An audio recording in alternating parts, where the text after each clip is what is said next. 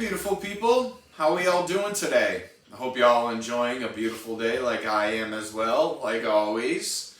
And I want to say welcome to the new people to the channel, and thank you for the people returning for another one of my videos. You guys are all beautiful, and I love you for this.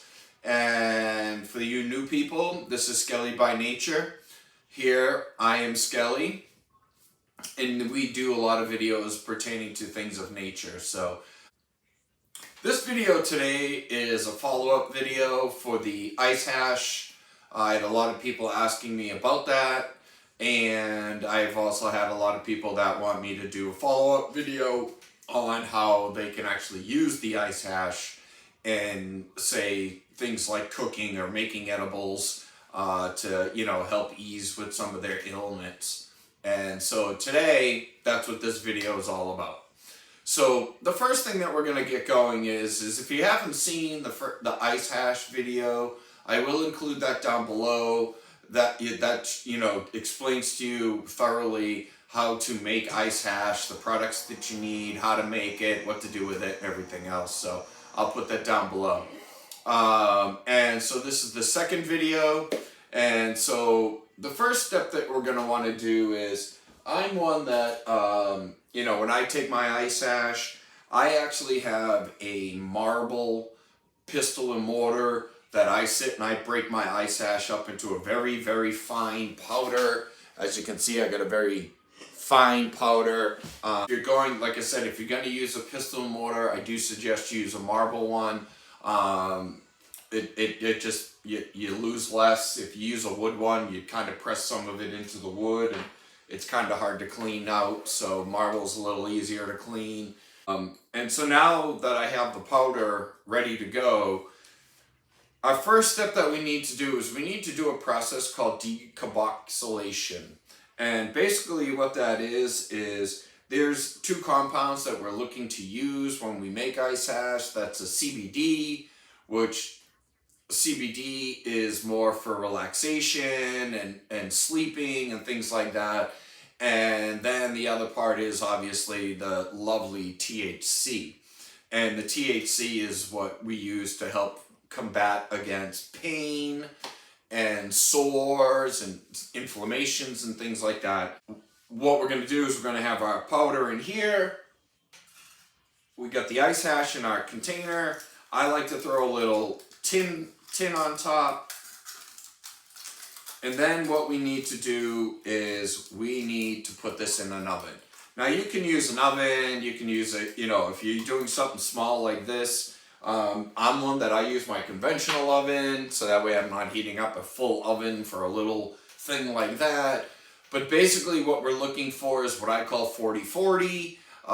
It just makes things easy to remember. I'm going to take my oven, I'm going to put it to 240 degrees, and I'm going to let that go for roughly 40 minutes. And then I'm going to pull my cup out, and I'm going to set it to the side and let it kind of cool down a little bit. So I'm going to go ahead and put that in the conventional oven and get that started, and I'll see you guys for the next step.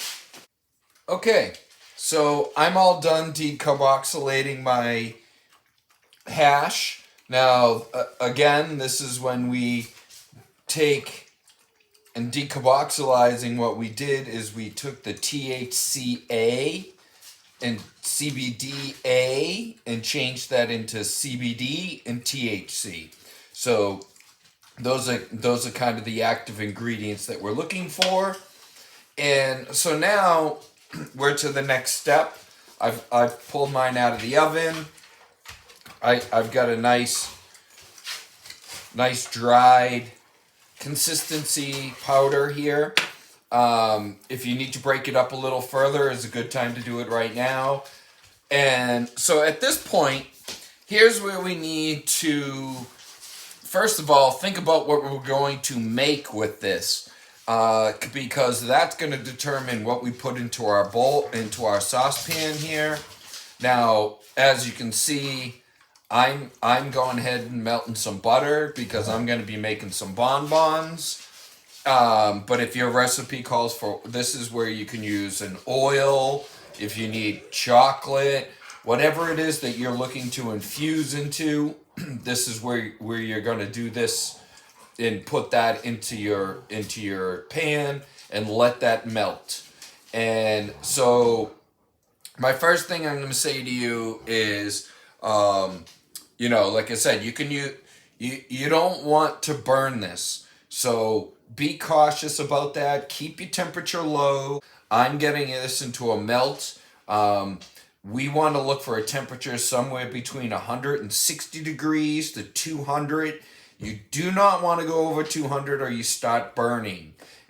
If you're not positive, I know where I set my oven top to where I can be at 160 degrees. If you don't, you can do this in a double boiler method. Take another pan, put it underneath with some water, and do a double boiler process, and have yourself a candy thermometer.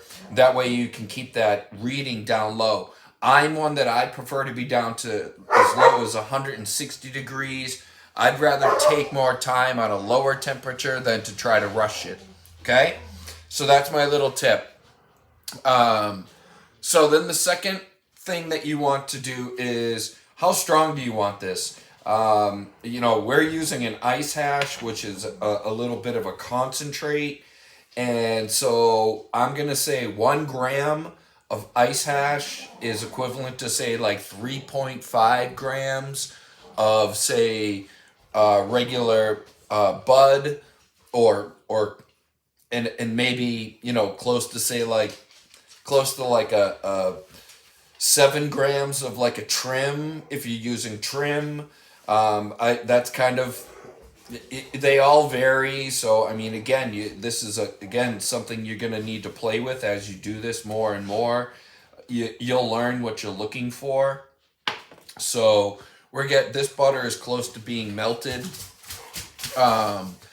So the other thing is, like I said, go low. If you're not sure what you want as far as your cannabis, go low. Start with a small amount, because at worst case scenario, if you're, say, making cookies, you can go slow. Eat a cookie, see how it feels. If you need more, 2 cookies. And then what you can do is the next batch you make, you can make your adjustments accordingly. So that's the best way to do it. Everyone's bodies react differently, so again, play with it on your own, to your own likings. Okay, so my butter has been melted, and now we're ready for the next step, and this is where I put in my ice hash. And like I said, we're just going to pour this in, and now we're going to give this a good little stirring. But again, I'm going to repeat myself because it's a very important step. Do not go over the temperature of 200 degrees. Okay, so like I said, my stove top, if I go all the way down to pretty much low, I'm going to be at about 160 degrees, because I've done this a bunch of times. But if you're not, again, comfortable, go ahead and do it double boiler style. That will help control your temperature. Or if you like, what you can also do is put a little bit of water in here. The water will help stabilize the temperature a little bit. And then what happens is when we're done with this and you pour the butter out and let it harden, that water will come to the surface and you can pour the excess water out later. That's another method that you can do. So I'm going to let this sit. I'm going to let this simmer for roughly 45 minutes.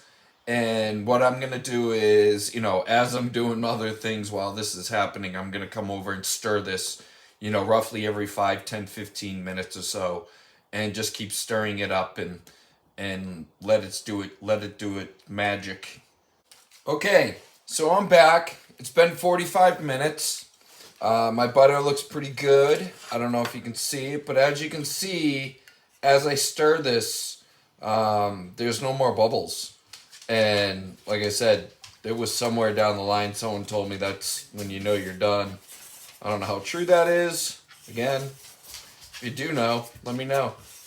So now we're ready for the next step. Now the next step, depending on how you did this, if you did this with ice hash, like I just did, I keep the ice hash in there. I don't do any straining. I like to keep the pieces in there. If you were one to do this and you did this with bud or trimming, then what you're going to want to do is you're going to want to set up like a filter with some cheesecloth. Take your butter and pour it through the cheesecloth.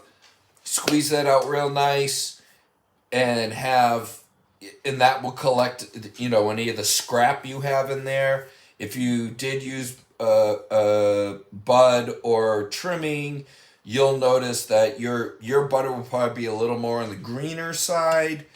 It might be a little more on the bitter side. So keep that in mind while you're cooking too. That if you used bud and you got a bitter butter, keep that in mind with whatever it is that you're making. On the other hand, like I said, I've got this, and what I'm going to do is I'm going to pull this off the burner, and I'm going to let this cool down a little bit, and then I have this is my butter mold. I'm going to pour it in my butter mold. I'm going to take it and put it in my fridge. Once you drain yours, if you got to do a drain or a filter method, go ahead, drain it into something, and then put that in your fridge and let that harden. Or if you want, and you know what you're making, and say you're making something that takes, say, a full stick of butter, which is what I used, then you can actually go right ahead and let that cool down a little bit, and then go right into your cooking and pour it right in. Okay, so that completes our procedure on how to make some infused butter. I hope you guys enjoyed this video. I hope you guys enjoy the recipe that I gave you. And I hope you guys learned a little something today. Any questions or comments, feel free, drop them down below. As well as do all the other fun stuff. Hit that like button. Subscribe to my channel if you haven't already. As well as share this video with others. And until then, I'll see you in the next video. Be beautiful. Be awesome.